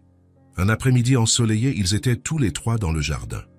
Jacques avait pris sa journée, chose rare, et ils profitèrent du temps ensemble. Lily courait entre les buissons, poursuivant des papillons, tandis que Jacques et Sophie l'observaient, assis sur un banc sous un vieil arbre. « Tu es heureuse ?» demanda soudain Jacques, étudiant le visage de Sophie. Elle n'eut pas besoin de réfléchir à la réponse. « Plus heureuse que je n'aurais jamais imaginé pouvoir l'être, tu mérites chaque parcelle de ce bonheur, dit-il en lui caressant le visage. Je veux passer le reste de ma vie à m'assurer que tu ne te sentes plus jamais moins que la femme extraordinaire que tu es. » Sophie se pencha et l'embrassa doucement. « Tu l'as déjà fait, toi et Lily. » Elle regarda la fillette, qui était maintenant allongée dans l'herbe, regardant le ciel. « Vous m'avez donné ce que j'ai toujours voulu, une famille. » Comme si elle avait entendu son nom, Lily se leva et courut vers eux. « Regardez !» s'exclama-t-elle en montrant une plume blanche qu'elle avait trouvée. « Je crois que c'est un ange. » Sa Sophie sourit, ajustant une mèche blonde qui s'était échappée de la tresse de Lily. « C'est magnifique, ma chérie. » Lily regarda de Sophie à Jacques, puis de nouveau à Sophie. Il y avait une question dans ses yeux, quelque chose auquel elle pensait clairement depuis un certain temps. « Qu'y a-t-il, ma princesse ?» demanda doucement Sophie. « Je me demandais, » commença Lily, tordant le bas de sa robe entre ses doigts. « Maintenant que tu vis avec nous et que tu aimes papa et qu'il t'aime, est-ce que je peux t'appeler maman ?» Le monde sembla s'arrêter. Sophie sentit les larmes lui monter aux yeux, mais ce n'étaient pas des larmes de tristesse. Ça actait des larmes d'une joie si pure, si complète, qu'elle tenait à peine dans sa poitrine. Elle regarda Jacques, qui hocha légèrement la tête, ses propres yeux brillant de émotion. « Si c'est ce que tu veux, Lily, » dit Sophie d'une voix étranglée, « je serai très honorée d'être ta maman. » Lily jeta ses petits bras autour du cou de Sophie. « Je veux. Je t'aime déjà comme ma maman. Maintenant tu peux être ma nouvelle maman pour de vrai. » Sophie serra fort la fillette, sentant Jacques les envelopper toutes les deux de ses bras. Là, dans le jardin où tout avait commencé, sous le même ciel qui avait été témoin de leur déclaration d'amour, Sophie Laurent, autrefois seule, puis humiliée, maintenant aimée, se sentit enfin complète. Elle n'était plus la femme de ménage tête baissée qui entrait par l'arrière. Elle n'était plus la mariée abandonnée à l'autel. Elle était Sophie, aimée par un homme bon, adorée par une douce enfant, respectée par tous ceux qui l'entouraient, et plus important encore, enfin respectée par elle-même. La transformation était complète, et ce n'était que le début. Le grand hôtel scintillait de lumière dorée le soir du dîner annuel de bienfaisance de la Fondation Lefebvre. Le salon, décoré de lys blanc, accueillait l'élite de la ville, tandis que l'orchestre jouait doucement en fond sonore. Sophie prit une profonde inspiration devant le miroir, admirant un reflet qu'elle reconnaissait à peine. La robe bleu ciel mettait en valeur ses yeux et ses cheveux blonds qui tombaient en ondulation sur ses épaules. À son cou, le pendentif en forme d'étoile que Jacques lui avait offert scintillait sous les lumières. « Tu es magnifique, maman », dit Lily en entrant dans la luxueuse salle de bain. La fillette portait une robe assortie à celle de Sophie, ses cheveux ornés de petites fleurs. Le titre « Maman », encore nouveau, réchauffait le cœur de Sophie chaque fois qu'elle l'entendait. Seulement 3 mois s'étaient écoulés depuis que Lily l'avait utilisé pour la première fois dans le jardin. « Toi aussi, tu es éblouissante, ma princesse », sourit Sophie, ajustant une boucle rebelle de la fillette. « On y va ? Ton père doit nous attendre. » Jacques attendait près de l'entrée, imposant dans son smoking. Ses yeux s'illuminèrent en les voyant approcher. « Mes 2 femmes préférées », sourit-il en embrassant doucement Sophie. « Prête pour tes débuts officiels en société ?» Sophie hocha la tête, plus confiante qu'elle ne l'aurait jamais imaginé. En traversant le salon, elle sentait les regards curieux. Elle reconnut des visages de personnes qui l'avaient traitée comme si elle était invisible, lorsqu'elle n'était que la femme de ménage du domaine Lefebvre. Jacques, un couple élégant s'approcha. « Qui est cette charmante dame ?»« Arthur, Claire, je vous présente Sophie Laurent, ma compagne, » répondit Jacques avec une fierté évidente. Sophie garda la tête haute, sans se laisser intimider par le regard surpris du couple. « Vous me semblez familière, » commenta la femme. « Sophie a travaillé chez moi, » expliqua simplement Jacques. « C'est là que nous avons eu la chance de nous rencontrer. » La soirée se poursuivit avec d'autres présentations. À la surprise de Sophie, elle ne rencontra pas seulement l'acceptation, mais un intérêt sincère. Elle n'était plus la femme de ménage invisible ou la mariée abandonnée, mais une femme digne du respect qu'elle recevait. Au moment du discours de Jacques, le salon fit silence. Il monta sur la petite estrade, invitant Sophie et Lily à le rejoindre.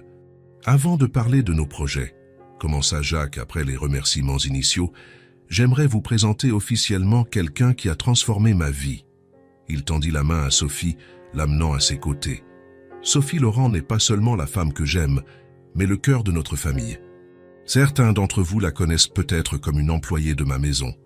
Aujourd'hui, je vous demande de la connaître comme la femme extraordinaire qui a conquis mon cœur et celui de ma fille.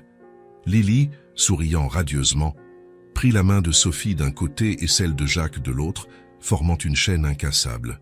« Sam's nouvelle maman », déclara la fillette avec fierté, assez fort pour que les plus proches l'entendent. Le salon éclata en applaudissements. Sophie sentit les larmes lui monter aux yeux, non de honte ou de tristesse, mais de pur bonheur. « Merci », murmura-t-elle à Jacques, les mots chargés de sens.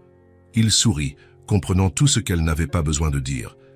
Ensemble, avec Lily entre eux, ils formaient le tableau parfait d'une famille.